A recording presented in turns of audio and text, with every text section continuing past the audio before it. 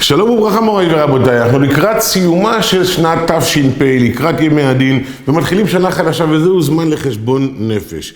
כחלק מחשבון הנפש כל אחד מאיתנו בודק עד כמה במהלך השנה הוא הגזים בחובת ההשתדלות, ועד כמה הוא צמצם בכוח האמונה. החזון איש מלמד אותנו שאם יש לך 70% אמונה, נדרשים ממך 30% השתדלות.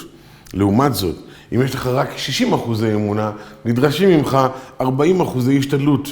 וכאן נשאלת השאלה, אולי באמת כל אחד מאיתנו יסמוך על הקדוש ברוך הוא, ויעשה כפי יכולתו, במקסימום האפשרי, להתחזק באמונה, ומעבר לכך יפיל את כל התיקים על השם יתברך, ויאמר ריבונו של עולם, הבטחת בתורתך, שכל אדם שמאמין יקרא לו את הדברים הטובים ביותר שאמורים לקרוא לו, שייתכן זה אפילו עונש, אבל עונש שהוא לטובתו, וממילא שום דבר מההשתדלות שלי לא יכול לסייע.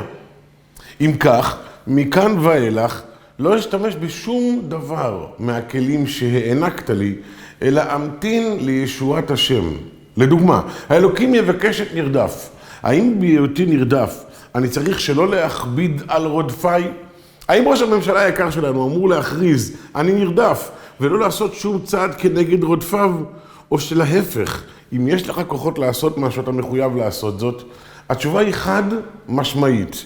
אם קפצת לכביש והגיע משאית ושילחה אותך לישיבה של מעלה, תיכנס לגיהנם ולא לגן עדן, בגלל שאתה גרמת זאת לעצמך. אבל מדוע? שמחתי על הקדוש ברוך הוא והאמנתי באמונה שלמה.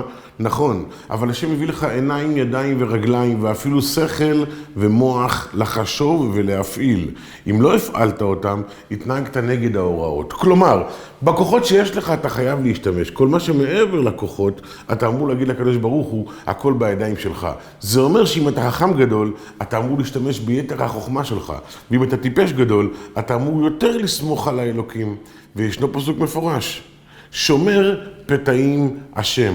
והגמרא למדה מכך, שלא רק שהפתי יש לו שמירה גדולה יותר, אלא אפילו להלכה ולמעשה לא מזהירים את הפתי להיזהר בדברים שהוא עלול לשגות בהם ולהיכנס לכלל סכנה. כי השמירה עליו כל כך גדולה עד שההזהרה תהיה מיותרת. בהצלחה רבה לכולנו וברוכים תהיו.